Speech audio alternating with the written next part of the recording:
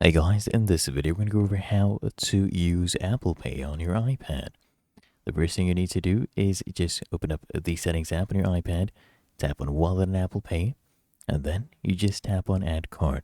You might be asked to sign into your Apple account, and then you can actually add any of these following types of cards, right? You can do a debit or credit card, you can use an Apple card, and if you have previous cards, you can just choose any cards you previously used.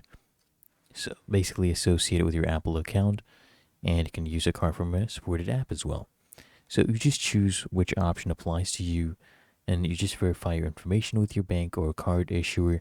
They may ask you to provide more information or to download an app before approving your card for use with Apple Pay. For example, a verification code, we'll have to go through that. But otherwise, it's really that easy.